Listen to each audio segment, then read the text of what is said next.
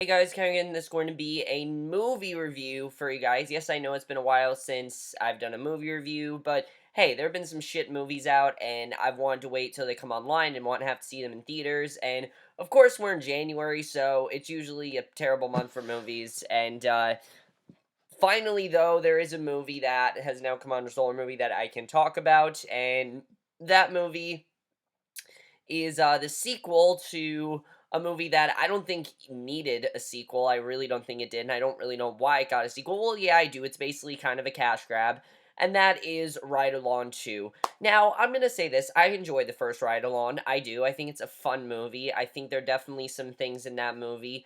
Yes, it's stupid, but I enjoy it overall. It's a movie that if it's on TV or something, or if I see it in school, I've seen it in school like 3 times, and I always have fun with it. I think it's a fun movie. It never needed a sequel, though. I didn't think the movie needed a sequel. I wasn't necessarily looking forward to the sequel. I just thought, okay, I enjoyed Rylon, most likely I'll enjoy Rylon too. And that's what most people have been saying, that if you enjoy Rylon, you'll enjoy Rylon too. And to a degree, I would agree with that, but my biggest thing with Rylon 2 is that in the end, it's a sequel that nobody asked for. That really is what this movie is. It's a movie that constantly tries to copy off the first one and really does not work. And it tries to be something new. But let's get to the plot of Ride Along 2, which right from the plot alone, you should be like, okay, we're basically doing the same thing, just a little bit different. Basically, now that Ben has gone on the ride along with James, there is this basically James has now this partner, and this whole situation comes up where they're trying to find this drug dealer, and unfortunately his partner gets injured, so James has to find a new partner, and Ben wants to prove himself worthy because he actually does want to become a police detective with James, and James is obviously very reluctant, but he decides to put Ben on, with him to basically prove that he can't, be on his team. And basically, the movie is that. It's these two going after a drug dealer, and it's pretty much like the first movie. The only difference is that Ben's actually on the force now. And that's basically a plot of Rylon too. So, right away, you can tell that they're not really trying to explore new ground. And that's the first sign of we didn't really need the sequel. Okay, this is not a movie that we need a sequel to, and it's not a movie that is self-aware in that way. It's really not. And that's one of the reasons why Rylon 2 really didn't work for me very much at all. And I will say this, let's get to the acting here. The best thing about this movie, without a doubt, is the chemistry between the two main actors. They're just naturally funny. Ice Cube and Kevin Hart are two really funny guys. I mean, Ice Cube, he's just great at playing the straight man, the guy that is always serious and takes his job very seriously. He does a very good job with that. It's just, I wanted more of a character from him in this movie, and both of these movies, his character has been the stern detective brother of, Ben's fiance. That's been his character, and I really wanted a bit more. They try to do it in this movie, but it felt so out of left field at this one scene where all of a sudden they just try to give him something more to do, and it really didn't work. It felt really out of place, and Ice Cube is very good. I just want to see him do something different. I really do. I've seen him play this character in so many movies, and I really want to see him do something different. And the same with Kevin Hart. Now, Kevin Hart, it's obvious that he's having a great time making this movie. Let me just say that. And I think Ice Cube is having a great time making this movie as well. These two, like I said, I think they just work very well together. But I do have to say, there were some points where he actually did get a bit annoying. I usually really like Kevin Hart, but there were points where he was even getting on my nerves, and very rare. Most times I defend Kevin Hart and say, well, you know what, that's just his style. He's always going to be the over-the-top funny guy. That's just his character, and I kind of want to see him play the straight man in a movie. I definitely do want to see him do that, but here, obviously, he's over the top. It's the same character he played in the first one. My biggest thing with both these characters, though, is that there's nothing really new to them. They're both exactly the same as we left them off in the first one, and they end this movie pretty much the exact same way we left them in the beginning of this movie. So basically this movie is pointless, and I really found both of these characters to just be very cookie cutter, honestly. And that was my thing with the first movie. I didn't really, but the first movie I didn't really care about the characters as much because it was just a fun movie. When you have a sequel, you should want to care about the characters and you should want to do more, and I really didn't feel like they did. Ken Jeong, I thought was really great in this movie as AJ. I thought he stole the show so many times, and Kevin Hart, Ben and him have some great scenes together. I thought they worked really well together at points. Definitely one of the funniest characters in the movie. I thought he definitely did a very good job. Benjamin Bratt, I thought was actually quite an unlikable villain. Like, he was way too dark, definitely. They didn't really give him anything funny to do. He wasn't a likable villain, and in many ways, I kind of felt like Ken Jeong should have been the villain because he is a villain at one point in this movie, pretty much throughout the first half, and I think I would have liked his character a lot more had he been the villain. And I definitely like Ken Jeong as a character, but Benjamin Bratt really was just not working for me. I didn't care about his character. I didn't really care about the storyline going on with his character. They clearly weren't that interested with it. And that's not why you see these movies, but that is a legit complaint. You want to have a good villain, and I feel like this movie just wasted him. He really had nothing to do, and I really didn't find him to be menacing. I didn't find him to be intimidating. I didn't find him to be funny. I just found him to be a throwaway villain. That's what I saw him as, and I really think that Ken Jeong should have played the main villain here because I think he would have definitely been a lot better than that. And not that his character wasn't great. I thought his character was very funny at points. I definitely really loved what he did in the movie. But I just think that he would have been a lot better had he been the villain to this movie. Because I was kind of thinking, you know what, he should have been the villain. Olivia Munn, I don't know what she was doing in this movie. Actually, I do. She's in this movie for two reasons. One, to look hot. That's why she's in this movie. She's there to look attractive. Two, she's also there to be Ice Cube's love interest. Problem is, she's just not a very good actress. I found her to be very wooden. I didn't find her to be funny. I found her to be very much just there to be the eye candy in the movie. And when they tried to make her Ice Cube's love interest, it really didn't work. It felt very forced. I don't know what they were trying to do with her character, but she seemed completely out of place in this movie.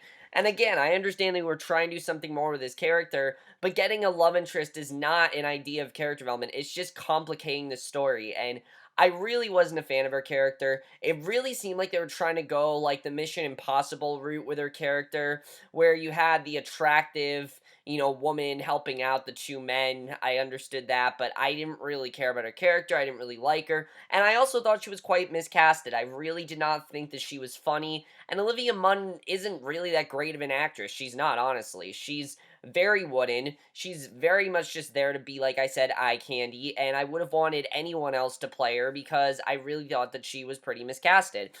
Bruce McGill was whatever. I really like Tika Sumpter in these movies. I think she does a very good job as well, as Ben's wife. But I do think, as Ben's fiance, not wife yet, soon to be wife, but I found it to be a little bit cliche that they're still not married. I mean, that's what the first movie was all about. And already, we're now in the second movie and they're still not married. I thought was kind of ridiculous and definitely wasn't a fan of that. Sherry Shepherd as well. There's so many characters in this movie that are just there to make a quick cameo. And Sherry Shepherd, especially, I was not a fan of her as the wedding planner. I did not think that she was funny. I thought that she was actually quite annoying and definitely, I think she was just a character that was there to put Kevin Hart's character in misery, and that's pretty much the only reason that she was there in this movie. So overall, the acting is whatever. I didn't really care about the acting as much. I thought some of them did a really good job. Like I said, Ice Cube and Kevin Hart, for what they have, they do a very good job, and Ken Jeong as well. But they're pretty much all just throwaway. And let's talk about the directing here by Tim Story, because I don't really think he cared about the tone to this movie. The tone of this movie, I think, is kind of unbalanced at points. I mean, most of this movie, you're not supposed to take it seriously. It's just supposed to be a fun film that you're watching. And then all of a sudden, they'll try to do something serious. I'm not joking, guys. There's literally a point in this movie where Ice Cube's character gets a phone call and it's suddenly very serious. And I don't know where this came from. I'm like, where is this? Why am I suddenly supposed to take this seriously? It didn't make sense. And for a comedy to get serious, it needs to go with the story, and it needs to go with the characters, and I need to care about these characters. When the movie hasn't really done anything new with the characters, there's really no point in me caring about these characters, so when the movie tried to get serious, it just didn't work at all, I think. I don't really think it worked at all, and when it got serious, I definitely was not invested like the movie wanted me to be, and I just didn't care when it got serious. I really didn't. The screenplay is very all over the place here. There are some funny moments, definitely. There's this one great moment, with Kevin Hart and Ken Jeong on a phone call where Ken Jeong is at the beach and he's giving Kevin Hart all these ridiculous tasks to do. That scene was very funny. The party scene in the movie, in the trailer you guys have seen, it goes on for way too long, definitely. And there are many scenes like that that just go on way too long, and the movie also is very one joke. I mean, a lot of the movie is literally just Kevin Hart. He's being an idiot and he's annoying Ice Cube, and Ice Cube is threatening to shoot him in the face. I mean, there's not really much else to it, and I found a lot of the comedy to just be very one note.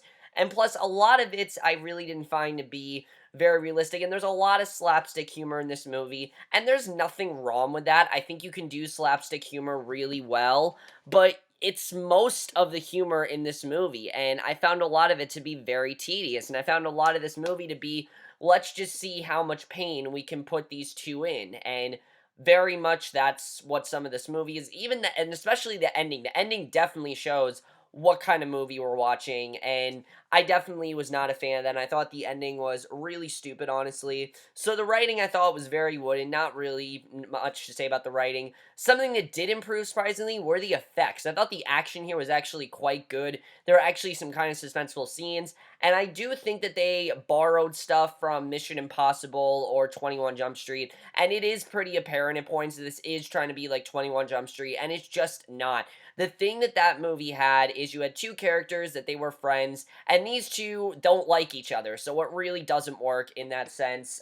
Definitely did not work, but there were some very funny scenes, like I said. So overall, guys, also, guys, I thought the editing was fine. I thought the movie was the perfect length, honestly. It was never boring, but there definitely were some slow scenes, honestly. There were some scenes where I was a bit uninterested. I'm like, you know what, whatever. And it's also pretty clear that I don't really think the movie cared too much about the drug dealer. They didn't really. It seemed like it went by very fast, and when when the whole thing ended, when they actually closed the case, I was like, wow, it was really that simple? What was the whole point of this movie? So overall, guys, Ride Along 2 is a really generic sequel that I don't really think was needed and really didn't do much for me. I really wasn't a big fan of it. I think the first one is a lot stronger because it's just a fun movie, and we don't really need a sequel to a fun movie. In order for you to have a sequel for a comedy, it needs to be something groundbreaking.